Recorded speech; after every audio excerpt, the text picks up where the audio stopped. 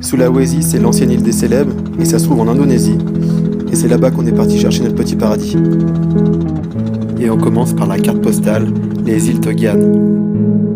Coupé du monde. Et on était tellement bien avec notre petit bungalow sur la plage, tranquille. On avait juste à se mettre les pieds sur la table matin, midi et soir et on était servis comme des rois. Des noix de coco que Asban allait nous chercher en haut des cocotiers. L'eau était vraiment bleu turquoise, il y avait les cocotiers, les bungalows sur la petite plage de sable blanc. Ouais, c'est exactement l'idée que tu peux te faire du paradis. Alors le pays Toraja, c'est au centre de l'île, c'est tout autour de la ville de Rantepao. C'est un petit écrin de verdure entre rizière et montagne. L'architecture des maisons Toraja est vraiment surprenante avec leur toiture en forme de bateau, de cornes de buffle. Au détour d'une rizière, on se retrouve confronté à des combats de coqs et des casinos clandestins. Les paris sont pris, l'argent s'échange de main en main à une vitesse. C'était la première fois que je voyais ça. Les cérémonies funéraires, c'est ce qu'il y a de plus passionnant. Il y a des dizaines, voire des centaines de personnes qui sont là pour célébrer le passage au paradis du défunt.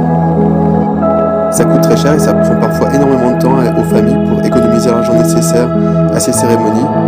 Et on peut se retrouver avec un défunt qui est décédé depuis plusieurs années. Nous, on a rencontré une mamie qui était morte depuis 4 ans. Il y a des sacrifices d'animaux, notamment de buffles. Les cercueils sont ensuite transportés jusqu'au tombeau. Les tombeaux sont creusés dans la roche, sur une immense falaise. Et c'est là qu'on retrouve les anciens cercueils et les statuettes qui ont été faites à l'effigie des défunts. Chez les Toraja, on vit pour la mort.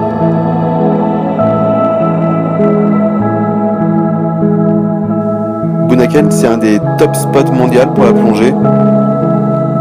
La particularité ici, c'est qu'il y a des tombements immenses de coraux qui descendent à plusieurs centaines de mètres. Le snorkeling au Togian, c'était vraiment fou. Une vraie mégalopole de poissons avec leur petit quotidien, leurs usines, leurs maisons, leur transport en commun, comme un paris des poissons.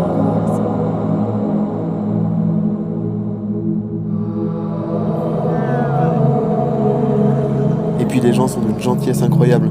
Ils te sourient tout le temps, ils essayent de parler avec toi malgré la barrière de la langue. Il y a aussi cette famille exceptionnelle qu'on a rencontrée à Rantepao. Ils nous ont invités à manger chez eux, on a chanté ensemble, on est allé se balader. C'était vraiment, vraiment très fort. Tous les enfants étaient tellement contents de nous voir qu'ils nous suivaient tous en voulant tous nous tenir la main et qui nous ont suivis d'un bout à l'autre du village en chantant des chansons, en récitant l'alphabet dans leur langue.